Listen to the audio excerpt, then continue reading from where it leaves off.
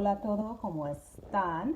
Espero que están disfrutando el fin de semana. En este momento voy a hacer un otro video muy corto esta vez.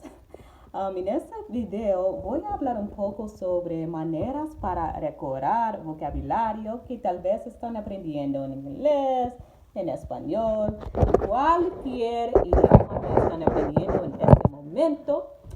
Porque creo que hay algunos errores que siempre estamos haciendo, especialmente si estamos aprendiendo un idioma por, ¿cómo se dice eso? On our own, by ourselves.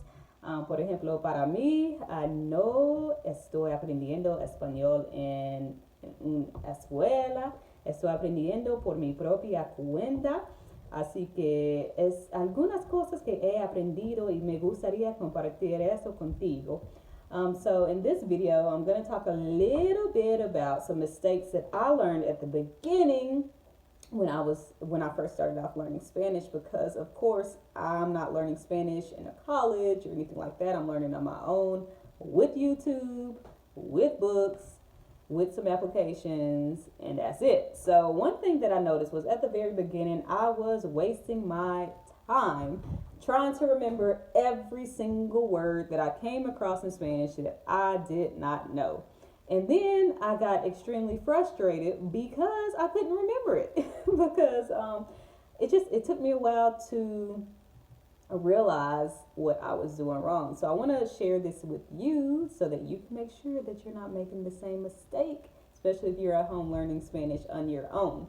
One thing that so a quick funny story. The other day, Olivia, my daughter, she came into the kitchen and she says, "Mom, what is this word in Spanish?" And I told her, I said, "I don't know. I don't know what this word is in Spanish." And she said, "But I thought you said you knew how to speak Spanish." And I was like, just because I don't know a word in Spanish doesn't mean that I don't know how to speak Spanish. I said, "What does metastasis mean?" And she says, "I don't know." And I say, "Exactly. That's an English word. But does that mean that you don't know how to speak English?" Of course not. And I say that to remind you all that there are thousands and thousands and thousands of words in a dictionary, and we don't know every single word. The only way that we are going to know is if the vocabulary is something that we will ordinarily use every day in our everyday language. So with that being said, I just wanted to share with you that when you are studying, don't be discouraged. When you are reading books, don't get discouraged. If you are reading a book and you run across words that you don't know, the secret is look up the word that you don't know. Translate the word that you don't know. If it's a word that you ordinarily wouldn't even use in English, don't waste time studying hours and hours to learn that word if it's something that you naturally wouldn't even use in your native language. One thing that I do, one exercise that I do to help me with this, is I journal. No tengo tiempo. Muchas veces no tengo tiempo, pero I do it at least maybe once or twice a week if I can.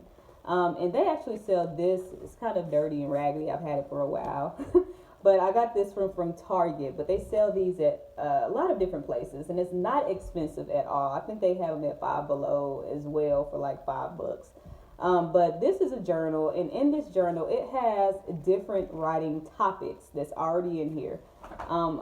For example, they have some very personal questions in here too, so I'm not going to just tell you some personal stuff.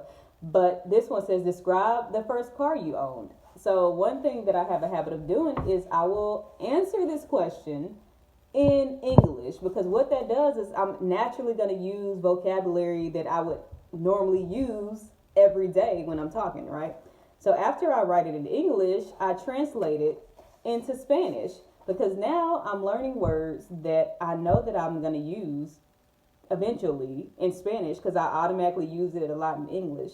So that's a good practice. That's something good. Oh, look, my daughter's put a sticker on there from Shopkins. But that's a good exercise that you can do. Pero like I said in the past, tal vez las cosas que es bueno para mí, tal vez no voy a funcionar para ti. Es muy importante para buscar por un estilo que es mejor para ti. The things that work for me might not work for you. It's okay. You have to find ways to make it stick, that you can learn your vocabulary.